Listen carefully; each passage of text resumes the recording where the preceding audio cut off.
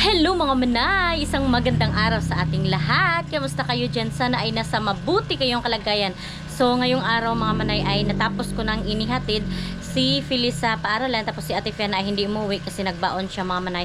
So ang gagawin ko ngayon mga manay ay magwashing ako sa aking motor. So ayan dun sa labas magwashing. Ay magkuha pa pala ako ng 5 mga manay kasi hulog-hulog kasi yung ano ko pang washing. Bago ka maka-washing mga manay ay maghulog ka muna ng 5. Wala naman yung pitaka ko. Ayan. So sana may 5 tayo dito. Kasi yung kanina mga manay nagbigay kasi ako ng allowance ni Phyllis. Sana may 5 tayo. Kaya magpasensilyo na naman tayo sa tita ni. So ayan may 5 mga manay ayan. Mamaya mag-ano ako. Pagkatapos ko i-washing ay maglagay ako ng pasinaw sa motor ba para maganda talaga yung motor kasi yung motor ko bulingit na ngayon wala na washing. So thank you so much pala kay Mami MD kasi tinutulungan niya ako sa monthly payment ko sa aking motor. Mag 2 years na yan ngayong June. So isang taon na lang para matapos. So lagay ko muna kayo sa kilid.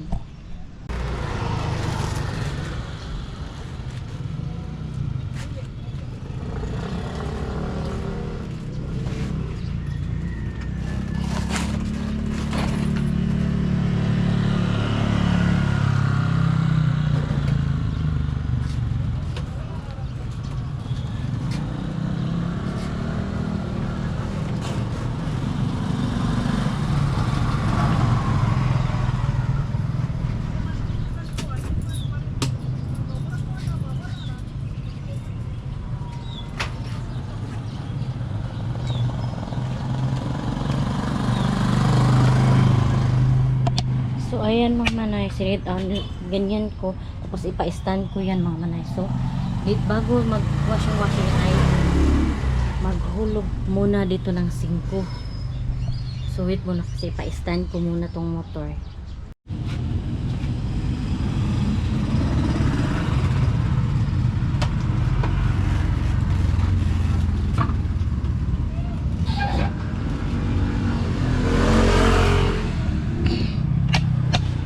So yan na stand na siya mga manay. So maglagay na tayo dito ng 5 para ma-spray na. Ito yung gagamitin.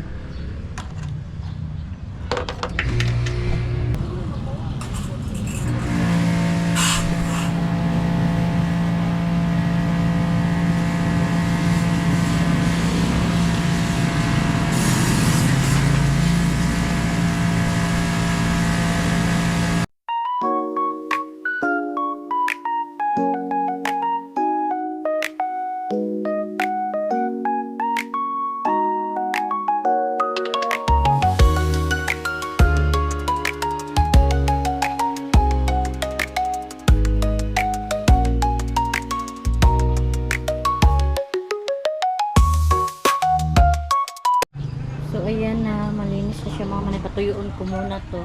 Tapos lagyan ko ng spray siya na pasinaw ng motor. Kunin ko mga itong susi.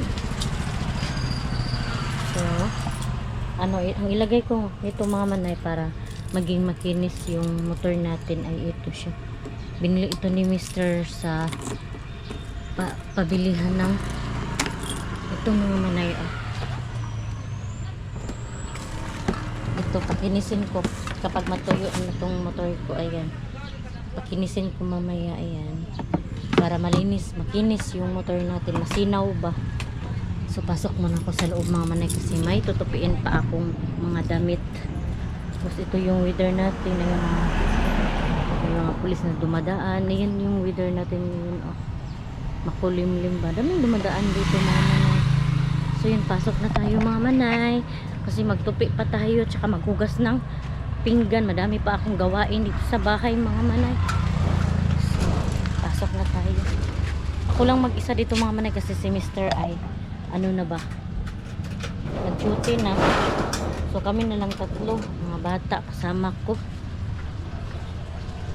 So dito na ako sa loob. Pasensya kayo, madilim, hindi ko kasi inlawan.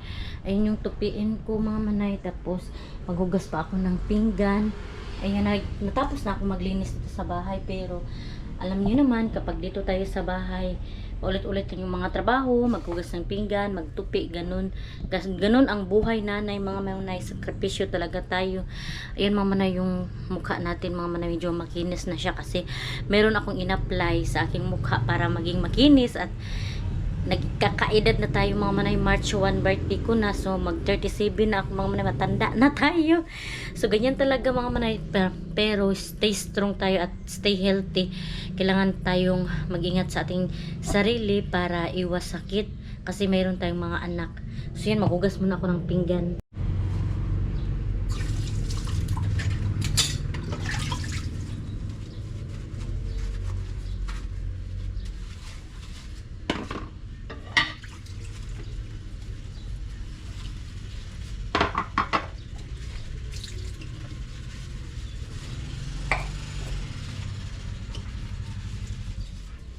Diyan na kayo mga manay kung dito na naman tayo sa...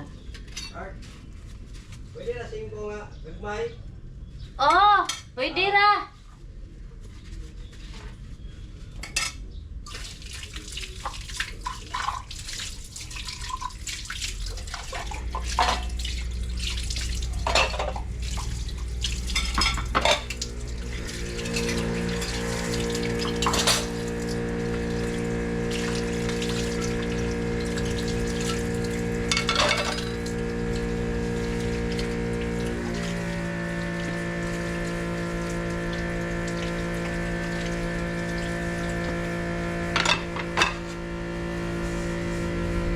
So yan, natapos na tayong maghugas ng pinggan na pinapawisan ako mga manay kasi sobrang init dito. May nagwashing sa labas mga manay. So ito yung kwarto ko ngayon. Ayan, napakadilim. Dito yung mga damit ni Pilis mga manay. Ayan yung ano natin, bed. Ayan, oh mga manay, butas-butas na yung bahay namin mga manay kasi may mga daga na pumapasok dyan ba. Tapos iniswag ko ito kasi may matutulo dyan. Tumutulo tong bahay namin kaya kailangan talaga mga manay na mag-renovate na tayo kasi nagkakaedad na tayo. Kailangan tayong mag-invest para sa bahay natin at pera sa future ng mga bata mga manay. So ito yung cellphone na binigay sa akin ni Mami MD. Ayan oh, parang bago pa talaga siya pa din mga manay kasi hindi to overuse. Hindi ko ginagamit ko lang to kapag mag-edit ako ng video. So thankful ako kasi meron akong backup phone. So yun, hugas na ano na tayo, magtupi na tayo ng mga tupiin. Kasi nagtupi na ako, nag-start ako ng tupi kanina mga manay kasi hindi ako nag-film, hindi ako nag-video kasi may washing ba tapos sobrang ingay ng washing. So ngayon lang ako nag-video. So yun mga manay, ang ating update for today's video. Mag-upload na ako mga manay kahit dito lang tayo sa loob muna ng bahay para may update ako sa inyo at saka araw-araw tayo makapag-upload.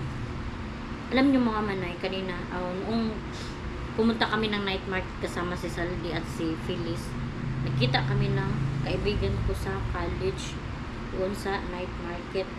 Hindi na ako nag-video na nagkita kami mga manay kasi ayaw niya magpa-video pa. Yun, sobrang talaga namin, miss namin ang isa't isa kasi ko yun close friend ko talaga sa college.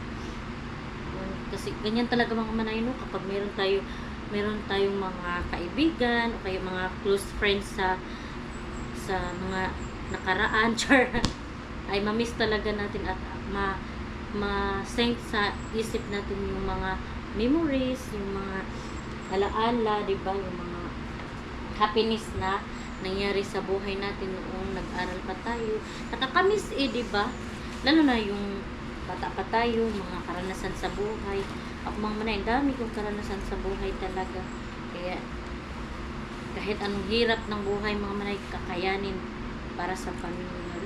May sa ang labak ko mga manay, diretso na hindi ko na tiningnan yung niya, may pera o cheese, diba?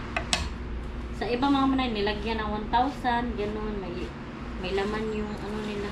Pero ako mga manay kasi yung sahod ni Mr. kasi ako kasi yung naghawa, kaya ayan, secured ako na wala talaga iba si Mr. Charis. Wala naman talaga mga manay kasi may wala naman ako kay Mr.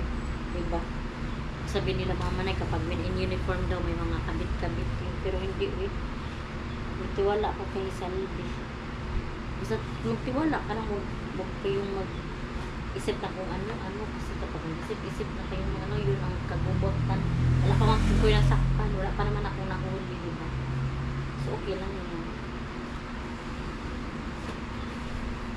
Ito yung ako natutupiin, buhay nanay, natapos ako hugas. So, anong mga manay, ang bintana ay sinirado ko muna kasi napakasilo at saka nagpailaw ako mga manay para makita nyo talaga yung vlog natin. Pasensya na kayo kung dito tayo sa bahay kasi mga manay, gagawa ako ng content sa labas. Sa labas, ganun din naman mga manay para sana sa inyo yung mga vlog ko sa labas. Diba? Magawa ako ng content sa labas para sa mga viewers at para ma-enjoy naman kasi pag dito sa bahay palagi mga manay maiinip yung mga viewers, diba? So, yan. Kaya, lumabas ako. Punta ako ng bukid kasi yun din ang gusto ng iba na magpunta-punta tayo ng bukid, may ibang bukid. At saka, pumunta talaga ako doon mga manay kasi sinadya ko talaga magpunta doon kasi magkuha ako ng tako ba. Yung maulam namin, yun.